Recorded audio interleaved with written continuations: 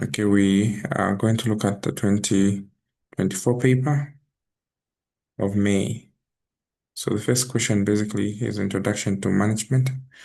Why study management? So in terms of the case on top, explain the term management in a tabular form and the changes that managers are facing today, and discuss how the changing political environment is affecting the practice of management, and identify four of the nine cross-cultural competences of global managers in contrast with ethnographic, ethnocentric, polycentric, and geocentric attitudes. So to understand this more, we'll just go to our brief notes and explain a few things. So management, by definition, is simply the process of planning, controlling, leading, and controlling. Management is the process of planning, organizing, leading, and controlling organizational resources that may include human, financial, physical, and informational resources to achieve the desired goals efficiently. So managers are into doing things right and effectively and doing the right thing. So it integrates people and systems into translating the organizational goals. Now, in the 21st century, the following are the major changes that managers are facing. So number one, there's a change in globalization. So managers have to now operate in interconnected markets dealing with the global competition, uh, which includes supply chains, cultural diversity, and also requiring cross-border understanding. Secondly, technological acceleration. So with the rapid growth in AI, robotics, and digital communication, this forces continuous adaptation and learning. Thirdly, the rise of digital economy. So there's a shift towards e-commerce, online business, digital workplaces, and remote teams, changing traditional management practices. CSR and sustainability. So businesses in here must enhance the balance between the profit with their social responsibilities. So managers must adopt green policies. These are proper policies. The other change worth noting is the changing of workplace demographics. So managers must oversee multi-generational, multicultural teams that have different values and work expectations. The knowledge, management knowledge. So you must capture, you must store, you must share knowledge, which becomes a competitive advantage. So managers must act as facilitators of learning. So a bank from which employees must learn from. All right. Then empowerment and team-based structures. So hierarchies usually flatten. So managers must be able to delegate authority, must also promote collaboration and innovation. Ethical scrutiny and transparency. So with social media and public awareness, there's demand for accountability and moral leadership.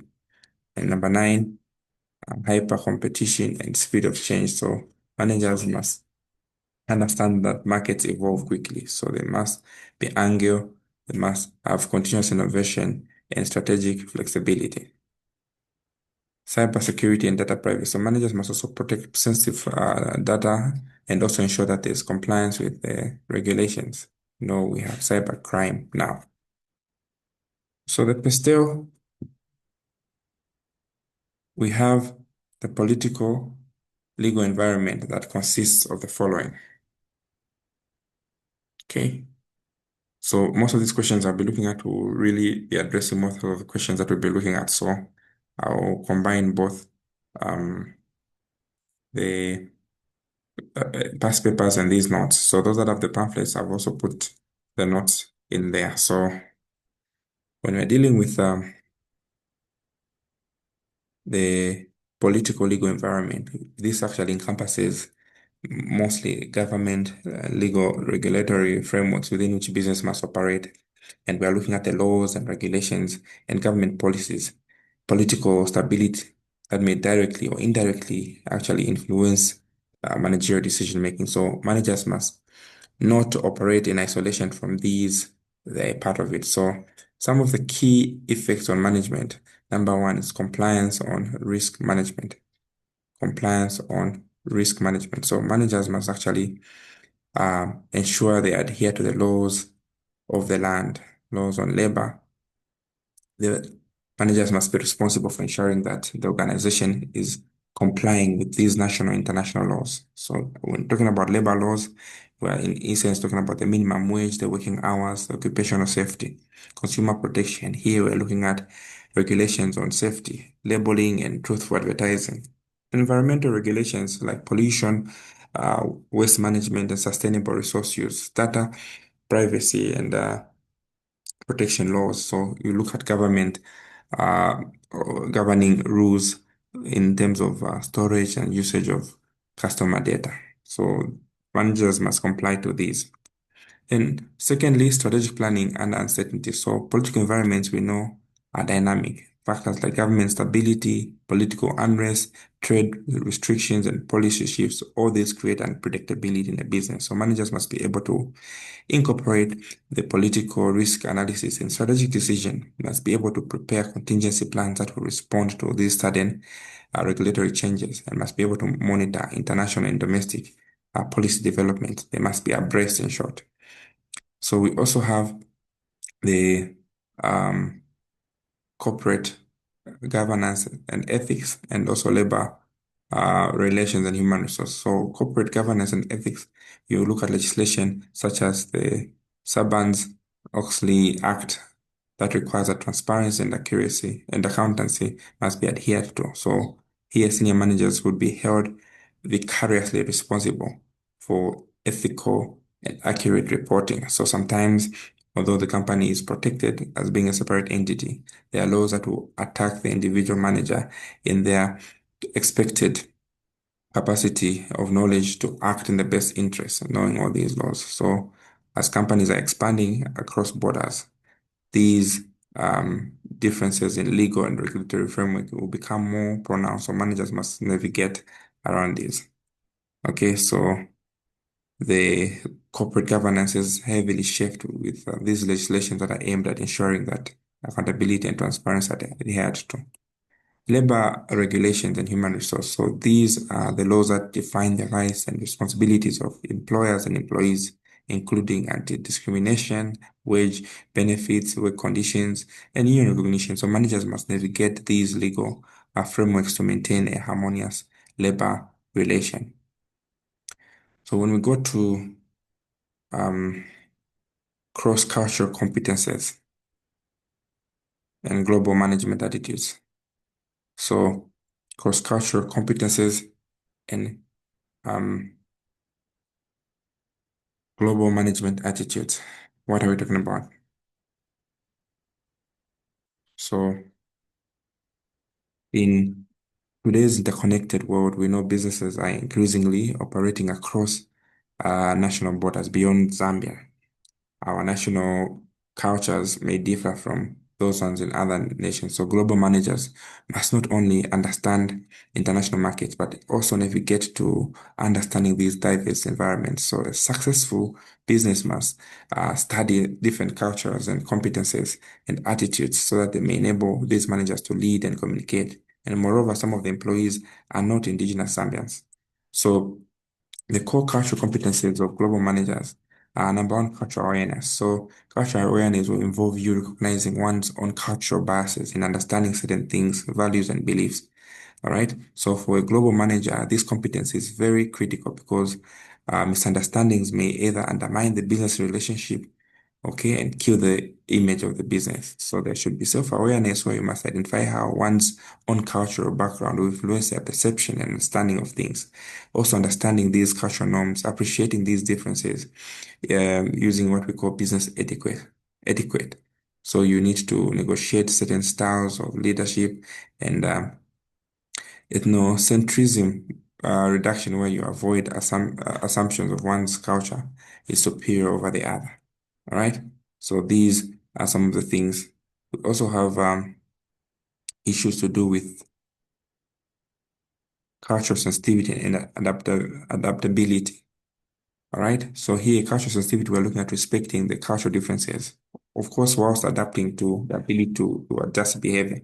Certain things that are in certain cultures are unacceptable. So as a global manager, you must have a flexible leadership where you need to modify your leadership towards aligning with the local expectations. For instance, participative leadership. And perhaps this is a good topic that you must look at when you are reaching your final level. You must be able to get topics that are there, but speculative decision making, how does it impact the business growth, right? Then cross-cultural or communication, we bring in language barriers. Okay, you need to decode the verbal cues and avoid misunderstandings. Sometimes, because of one's language, you may end up misjudging. Okay, so you need to have essential skills like language proficiency, learning key phrases, or business terminologies in their local languages. I'm currently doing some work here in Solwezi, so I'm trying to learn. It's a village setup here where we have Kikaondes. So you need to learn how um, to greet at least those basics. Understand the non-verbal communication, recognize the gestures, facial expression, body language. Also have abilities of active listening and clarity. These will ensure that the messages are clearly understood. By the way, these notes are tailored to the question number one, these questions that are in here. And all these questions are coming from the textbook at the end of the chapters. All these questions are there. So I'll really need your attention for me to effectively handle as much. I know it's a theoretical course, but it becomes easy when we discuss. It simplifies this work by far. So how much your understanding will be when you pass through my hands, because I'll be able to predict the questions that may come, and how much you understand when you're on your own will inevitably be different. All right. So this is a textbook that we going to be using. So all these contents are there in the end of the chapter. So I just summarize your notes. I hope we're understanding so far. Are we together? Any questions?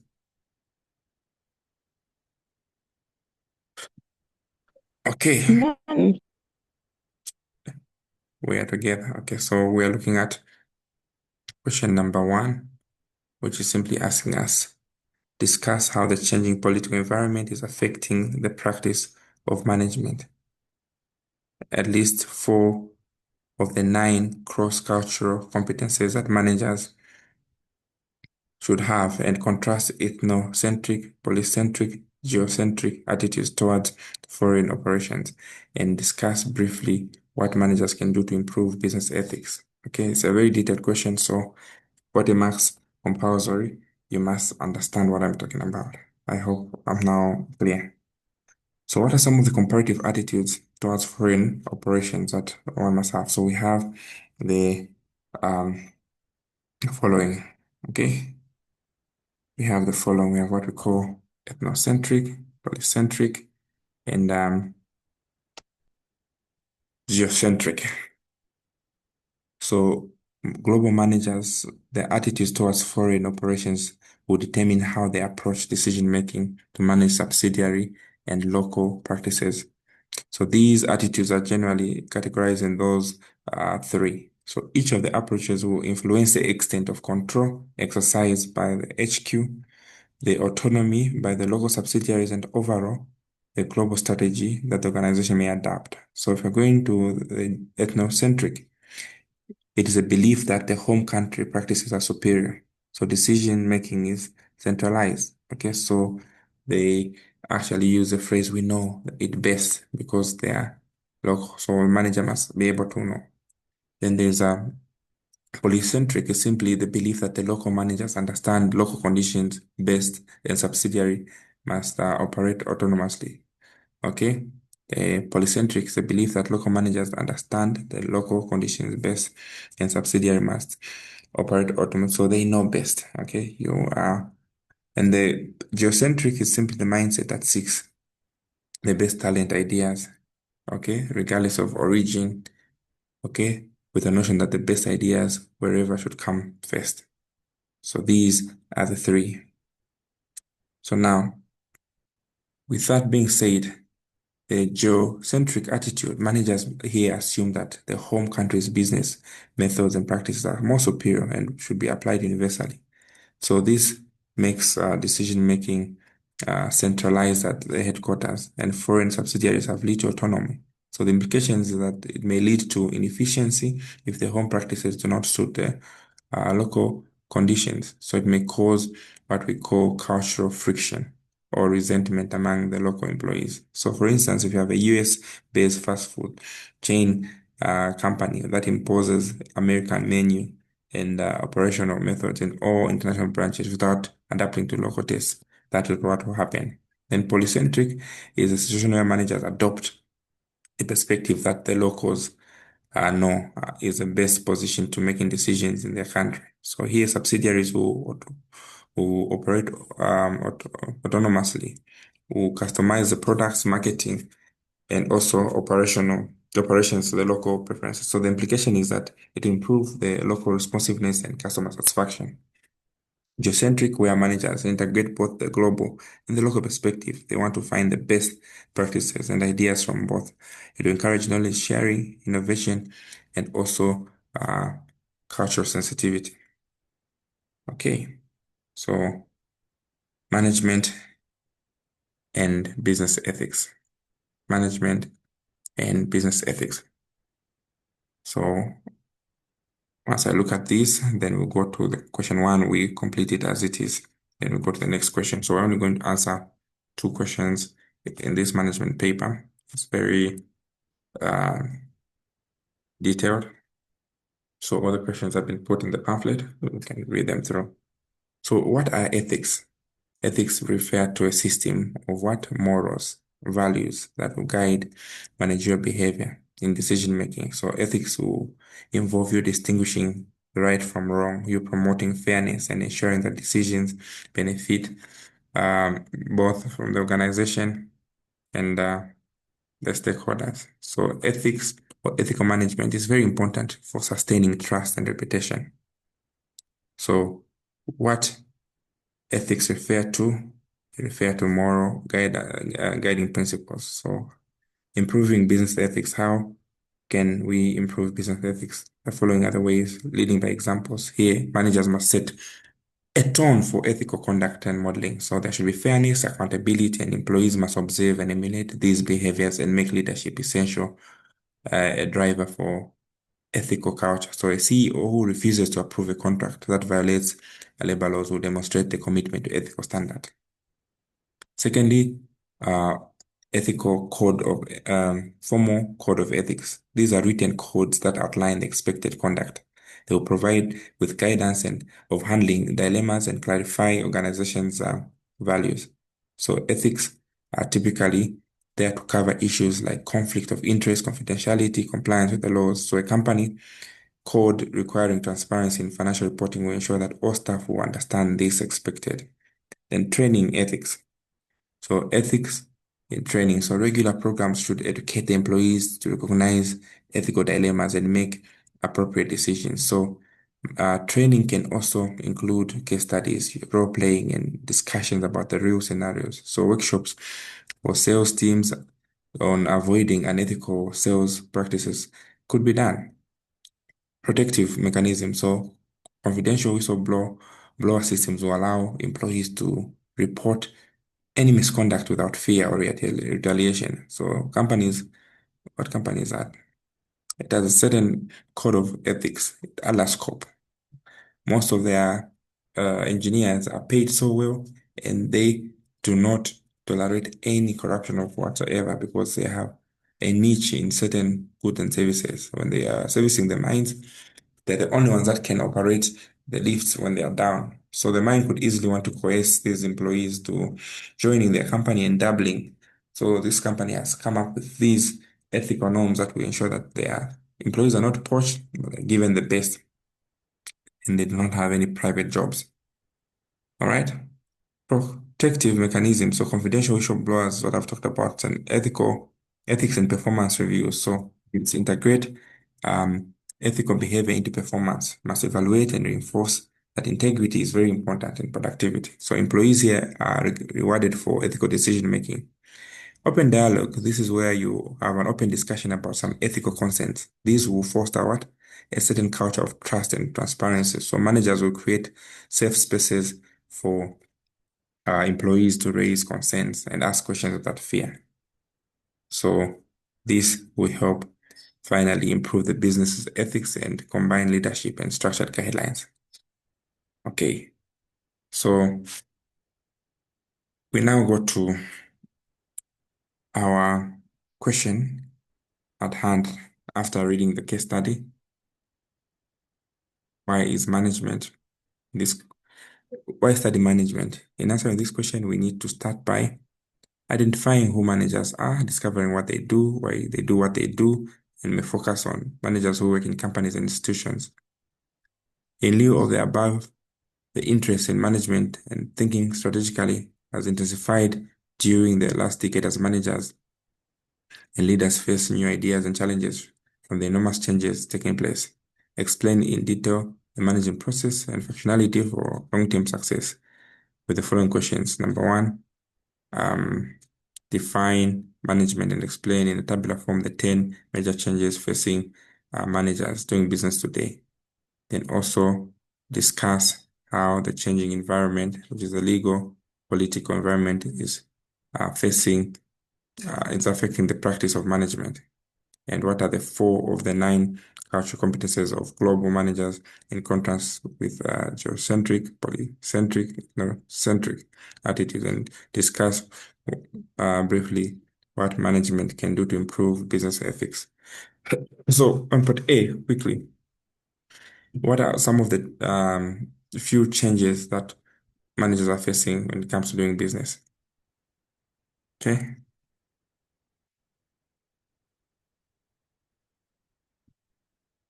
Or anyone to define what we defined as management? What was management? Said management is simply the process of what?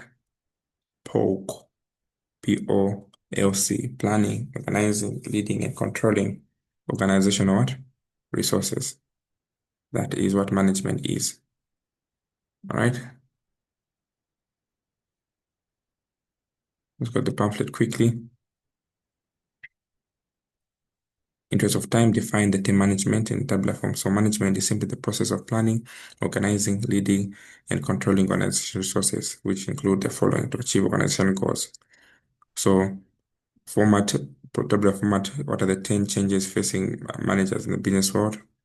So the 10 changes, we have the change of globalization, change of technological acceleration, the rise of a digital economy, focus of CSR, knowledge management, increased scrutiny and ethical challenges and speed of innovation. So I explained each of these ones. Then discuss how changes in the legal environment is affecting the practice of management. So the political legal environment consists of laws and regulations um,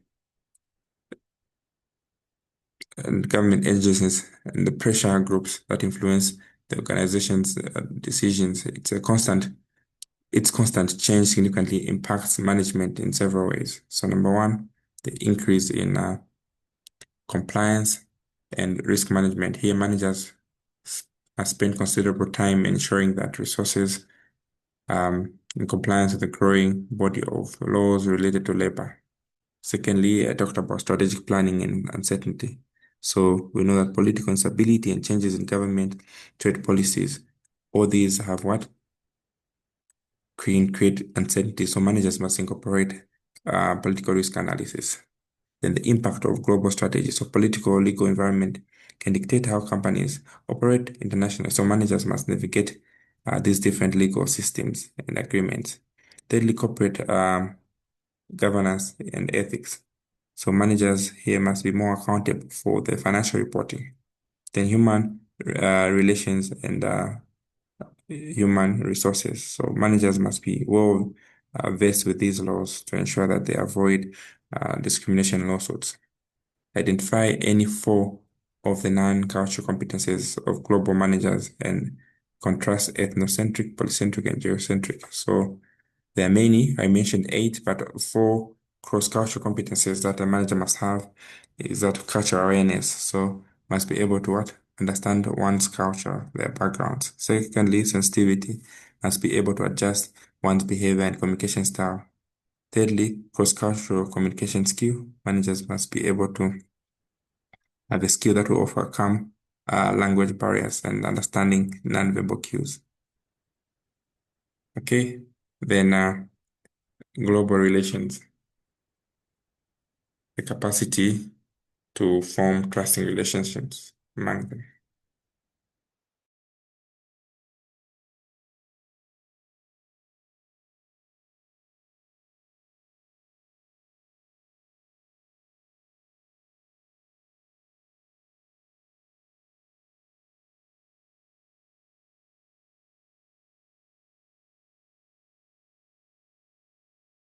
Any questions? So what are some of the contrasting attitudes in the three?